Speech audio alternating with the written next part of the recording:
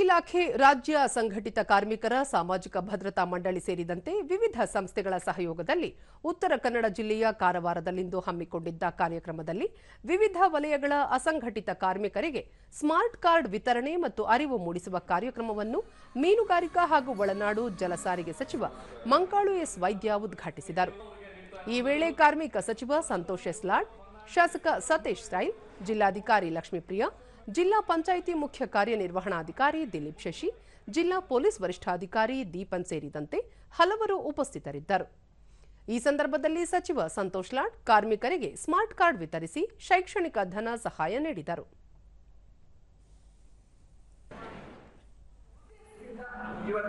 ಬಳಿಕ ಮಂಕಾಳು ವೈದ್ಯ, ಶಿಕ್ಷಣದಿಂದ ವಂಚಿತರಾಗಿರೋ ಕಾರ್ಮಿಕರ ಮಕ್ಕಳ ಕಡ್ಡಾಯ ಶಿಕ್ಷಣಕ್ಕಾಗಿ ಸರ್ಕಾರ 50 ಕೋಟಿ ರೂಪಾಯಿ ಮೀಸಲಿಟ್ಟಿದೆ ಎಂದರು. ಕಾರ್ಮಿಕರ ಮಕ್ಕಳಲ್ಲಿ ನೀವು ಬಿಟ್ಟರೆ ಅವರು ಪಿಯುಸಿ ಮುಗಿಸಿಕೊಂಡು ಹೊರಗೆ ಬರ್ತಾರೆ, ಏನೂ ಖರ್ಚಿಲ್ಲ. ಸಂತೋಷ್ ಲಾಡ್, 50,000ಕ್ಕಿಂತ ಕಡಿಮೆ ಆದಾಯ ಹೊಂದಿರುವ ಕಾರ್ಮಿಕರು ಇರುವ 2 ಜಿಲ್ಲೆಗಳ ಮಧ್ಯಭಾಗದಲ್ಲಿ ಇಎಸ್ಐ ಆಸ್ಪತ್ರೆ ನಿರ್ಮಿಸಲು ಕೇಂದ್ರ ಸರ್ಕಾರಕ್ಕೆ ಪ್ರಸ್ತಾವನೆ ಸಲ್ಲಿಸಿರುವುದಾಗಿ ಹೇಳಿದರು. ಅಂತ ಒಂದು ಜಾಗ ಇಎಸ್ಐ ಆಸ್ಪತ್ರೆನ ಮಾಡಿಕೊಡ್ಬೇಕಂತ ಹೇಳಿ ಅವ್ರಿಗೆ ಮನವಿಯನ್ನು ಮಾಡಿದ್ದೇನೆ.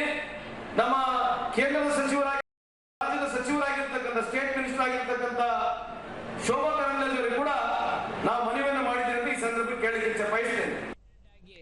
ದೂರದರ್ಶನದೊಂದಿಗೆ ಫಲಾನುಭವಿ ವೆಂಕಟೇಶ್ ನಾಯ್ಕ್, ಕಾರ್ಮಿಕ ಇಲಾಖೆಯಿಂದ ಅಸಂಘಟಿತ ಕಾರ್ಮಿಕರೆಂದು ಗುರುತಿಸಿ ಸ್ಮಾರ್ಟ್ ಕಾರ್ಡ್ ನೀಡಲಾಗಿದ್ದು ಇದರಿಂದಾಗಿ ಸಾಕಷ್ಟು ಅನುಕೂಲವಾಗಲಿದೆ ಎಂದು ತಿಳಿಸಿದರು.